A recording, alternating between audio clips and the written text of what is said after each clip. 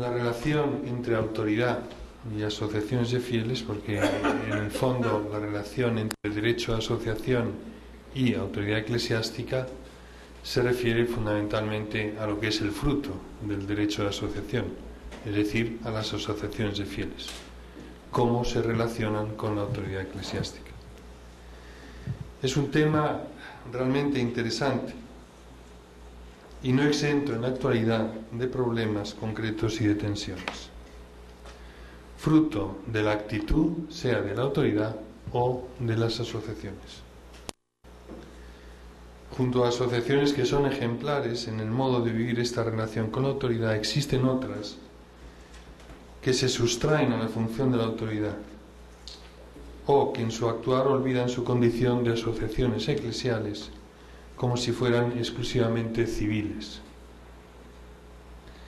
A la vez hay autoridades que exceden sus competencias, exigiendo que asociaciones privadas presenten una rendición anual de cuentas sobre la administración de sus bienes, o autoridades que modifican los estatutos de una asociación sin contar con el consentimiento e incluso las convierten en públicas únicamente porque poseen una importancia social considerable.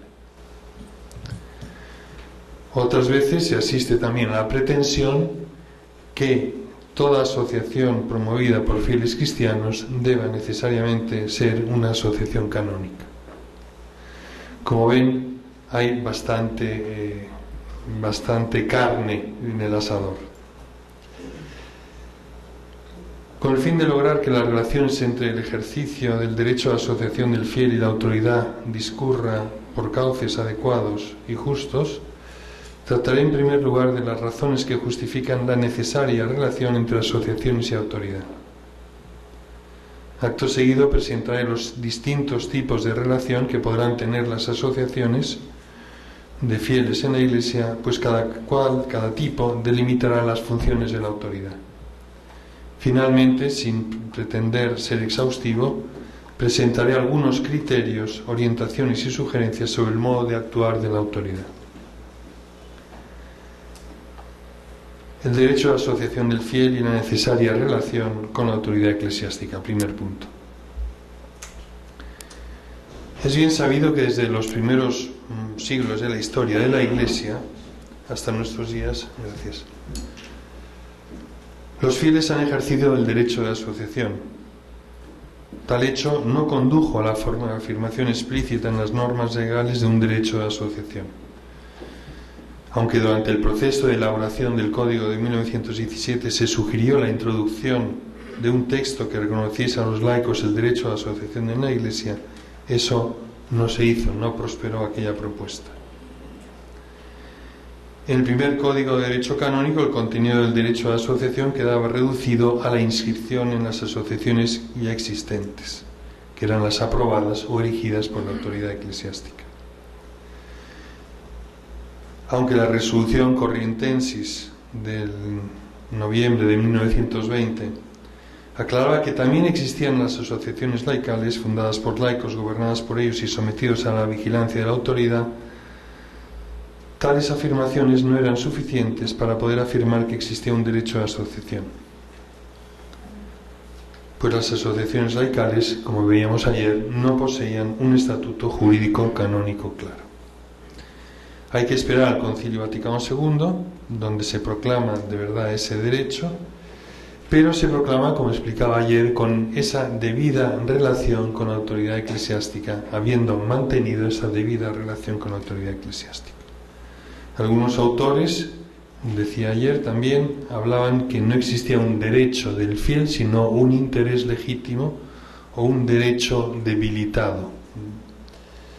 La primera cuestión que hay que abordar es por qué existe esa relación con la autoridad eclesiástica.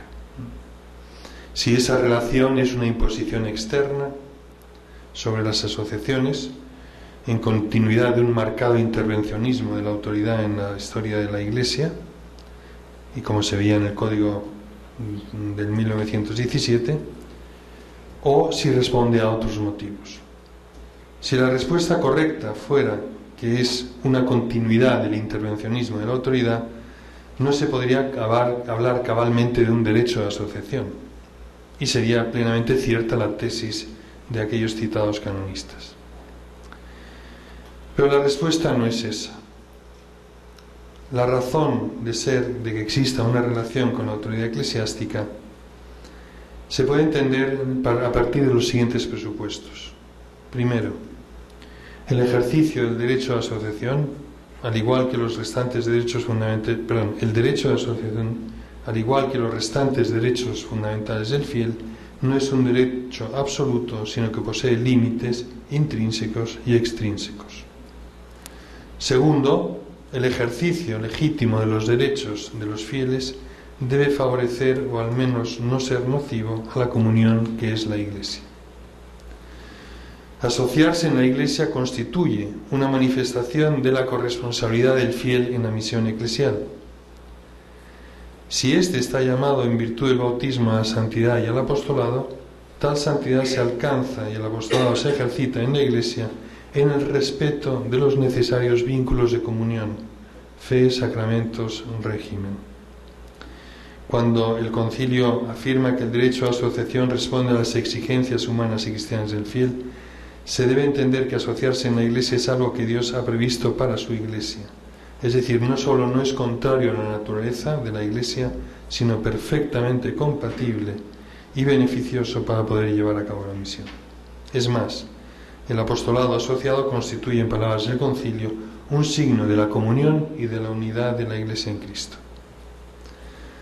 Juan Pablo II ha profundizado sobre el derecho a la asociación del fiel y en la exhortación apostólica Christi Fideles Laici de 1988 indica que el derecho a la asociación es un verdadero derecho que no deriva de una especie de concesión de la autoridad. Pero añade, se trata de una libertad reconocida y garantizada por la autoridad eclesiástica y que debe ser ejercida siempre y solo en la comunión de la Iglesia. En este sentido, sigue diciendo el Papa, el derecho a asociarse de los fieles laicos es algo esencialmente relativo a la vida de comunión y a la misión de la misma Iglesia. Fin de la cita del Papa. Este carácter relativo, en contraposición absoluto del derecho a asociación, no significa, contra lo que pudiera parecer a primera vista, que se disminuye su fuerza y exigibilidad, porque es relativo. La dependencia del derecho respecto a la comunión y a la misión de la Iglesia indica que el ámbito del derecho y su ejercicio es el de las finalidades susceptibles de ser perseguidas por el fiel en cuanto a fiel, es decir, finalidades de naturaleza eclesial. Y por otro lado, que el ejercicio de este derecho y los restantes derechos de los fieles tiene como requisito general la comunión en la Iglesia. Asociarse en la Iglesia no es un obstáculo a la comunión, sino que ayuda a reforzarla. La exigencia de esa relación entre derecho de asociación y autoridad eclesiástica hace entender que este derecho y los restantes derechos de los fieles no son instrumentos de oposición a la jerarquía, ni tampoco esferas de acción individuales, de una acción individualista cerrada en sí misma, sino elementos que contribuyen a la comunión de la Iglesia. Y no cabe contraposición, por tanto, entre aquello que proviene del bautismo y las exigencias de la comunión. Por consiguiente, el derecho a la asociación del fiel contiene como exigencia esencial que sea ejercido en la Iglesia, que los fines buscados sean compatibles con la naturaleza misma de la Iglesia y, como la autoridad eclesiástica es signo y fundamento de unidad de la Iglesia, ésta está llamada a ejercer una función de gobierno respecto a todos los fieles singularmente considerados o asociados entre sí. Los distintos tipos de relación, segundo punto, distintos tipos de relación con la autoridad eclesiástica. Sentada la necesidad de esta relación, cabe advertir que tanto el concilio como el código, tal relación admite modalidades diversas.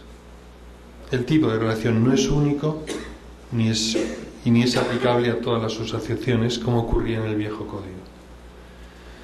En el viejo código, exceptuada el caso de las terceras órdenes, en las que se reflejaba la exención propia de los institutos religiosos, Todas las asociaciones eclesiásticas estaban especialmente unidas a la autoridad.